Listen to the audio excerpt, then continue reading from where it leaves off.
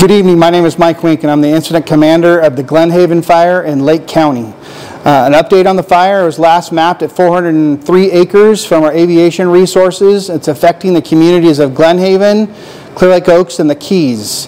The fire is approximately 10% contained. We have resources that will be on the fire all night, continuing to build line with dozers, hand crews, using roads and other natural barriers as places to stop the fire. We also have nighttime firefighting resources that will be here, those aerial resources. We have multiple helicopters and nighttime aerial supervision, which is a new capability for CAL FIRE, which will be out here through the night, making sure we keep an eye on all those hot spots. As far as the fire goes, there were over 2,500 structures in the immediate area being evacuated, with over 3,000 people being evacuated as well. We have 2 structures that have been destroyed by the fire as our assessment is ongoing. Crews have been doing a good job at doing structure defense. There is defensible space that folks have done out there to help us help you. We appreciate that. And our assessment will be ongoing in the days to come to make sure that we're validating any structures damaged or destroyed. Good evening. I'm Lieutenant Gavin Wells with the Lake County Sheriff's Office. I'm in Unified Command with Chief Wink and CAL FIRE. I'm here to talk a little bit about our evacuation orders. Our evacuation orders have been reduced down to GLE E094B, CLO E098, CLO E099, and CLO E106. Effectively, those areas are north of Highway 20, west of High Valley Road, south of Cerritos Drive, and east of Harvey Boulevard. Law enforcement personnel are going to remain in the area all night patrolling the evacuated areas, ensuring there's no looters, and ensuring fire personnel safety. We encourage everybody to remain out of the area that's under evacuation orders for the entire night and until the evacuation orders have been lifted. There are still 4 zones in evacuation warning.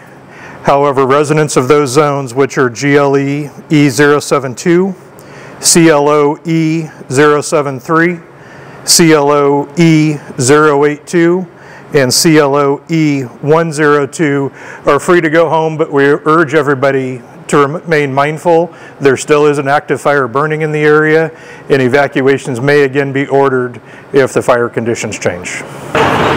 I would also like to thank our law enforcement partners at the Clear Lake Police Department, Lakeport Police Department, State Parks, and the Mendocino County Sheriff's Office for providing mutual aid to assist us with the evacuations today. I'd also like to thank Lake County Public Works, Caltrans, and CHP for their assistance with road closures and making sure everybody remains safe.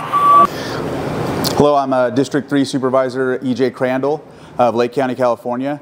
We're here over in Clear Lake Oaks where we're stationed up with the first responders, Sheriff's Department, CAL FIRE, North Shore Fire, and all of the other fire departments that came to assist in this situation here. And the Sheriff and CAL FIRE, Chief Wink, they had taken me up to the hills where this had taken place just to take a tour and show where everything was going on.